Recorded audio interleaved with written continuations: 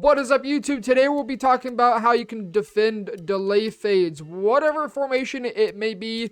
We'll be talking about the basics of it and then the more advanced stuff of it as well. So my base defense is corner blitz 3 out of the big nickel over G. It's got some really good coverage out of it. Corner blitz 3 is what we're going to be using against the infamous bunch tight end, PA boot over. You probably saw that a lot during the MCS club games. A delay fade, delay fade, delay fade, delay fade, delay fade. That's all the guy was running, was just hit the delay fade every single chance possible. Now, in previous Maddens, what you could do is just simply man up whoever it was, doesn't matter, to the tight end. I'm going to go ahead and just drop everybody into a spy so I just can really show you guys what I'm talking about. Normally, you can man them up to the tight end. This year, you can't. Because in a sense, it's kind of like you almost have like 2 seconds for them to roll out and 2 seconds for the man assignment to be able to play the delay fade. Otherwise, this is what happens. So remember, this guy's manned up. Okay, we'll roll out. We'll release him on the delay fade.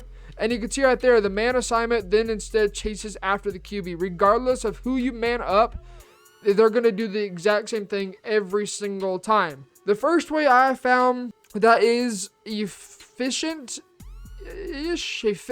we'll go with that. I don't know, you could say completely bagged, is to leave a 3-rec hook out there, is to bluff blitz this defensive end into a 3-rec hook. So you're going to either click on or double tap left on the D-pad, B right on the right stick, and bluff blitz them into a 3-rec. Now these two 3-recs are going to play slightly different. This guy right here is going to play the slot. The defensive end you bluff blitz, I'll click onto him. He's going to play right about up to here-ish. And then when the delay fade goes, he drops back to about 10-15 yards, depending on your shading. So I'm going to go ahead and click off. Let's just put Barnes into a spy. Okay, I'm going to drop everybody into a spy again, just to kind of show you guys the extreme case of it. Bluff blitz, the defensive end, they'll drop him into a spy. And let's just go ahead and delay fade, snap the ball, roll out. Right, now we've got spies. You can see the 3-rec plays it and then eventually drops off, right? And you can see there's a huge 20, 30, almost a 40-yard gain off of that. Now, with that being said, even if you're to shade up, he's only going to play to about 15, and then that kind of affects how he plays posts, drags, all this other stuff, right? There's some things you got to be concerned about that. But what we can do is, instead of basically double 3-recking, is putting this guy into a mid-read, which plays deeper than a 3-rec hook would. Now, you have a couple different options here. You can go ahead, bluff blitz this guy, bluff blitz that guy, this guy. You can bluff blitz any of these defensive ends or defensive linemen to get a 3-rec hook out there. But the best way I found is to bluff blitz the same defensive end as where the tight end is in prediction of the delay fade, right? Now, the mid-read plays up to about 25-ish, 20-25. The 3-rec plays to about 15, and of course if you shade up, it's going to increase that distance just slightly. But then you're kind of stuck with less coverage in the middle of the field, and you're kind of going to get maybe exposed on these sidelines.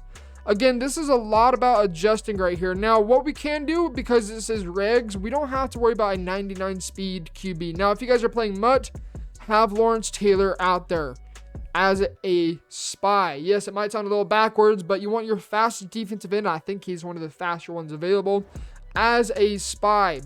Reason being is because with all other zones, you only have so much time for those zones to carry them and eventually allow the delay fade to get open. So in this case, I don't think Smith's all too fast, but just to kind of prove a point, this is how I'm going to go ahead and run it. And then I might user King in this situation and leave him on a blitz for better change of direction.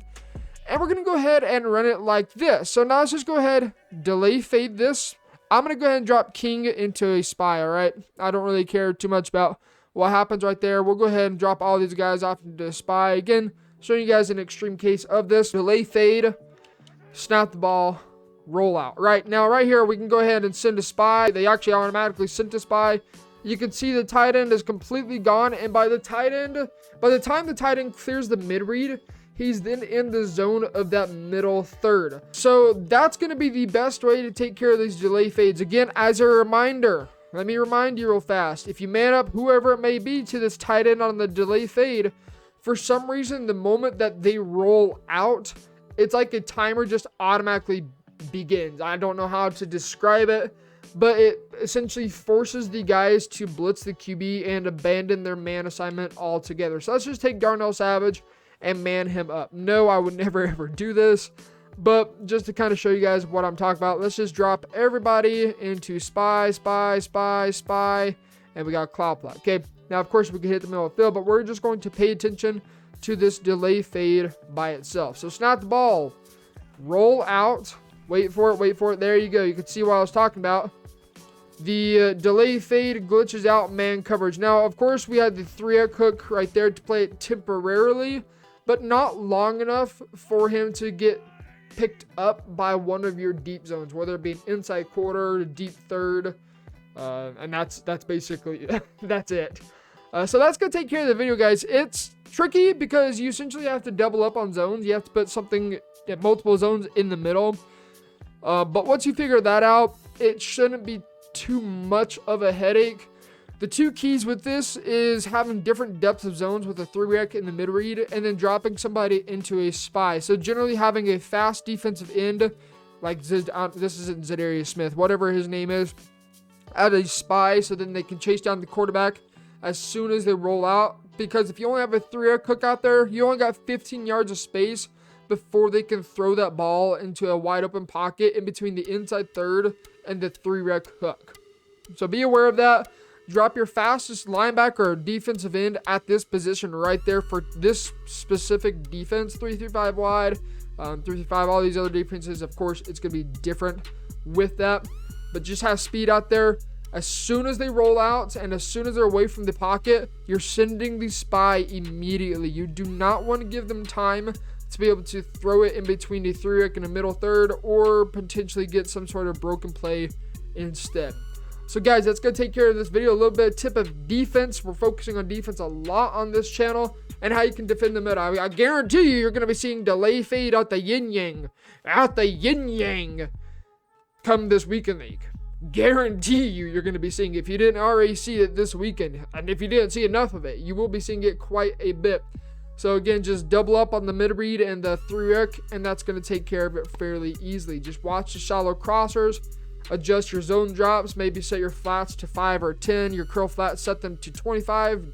That is how I'm running curl flats pretty much every single time I face this particular one. One final word, I generally don't like to touch my flats. I will usually just run cloud flats instead of zone drops, just because they tend to play crossers and slants a little bit better, especially if you shade up. A little tidbit of information right there. But that's how I'm going to go ahead and attack a delay fade by itself. So we'll see you guys in the next one.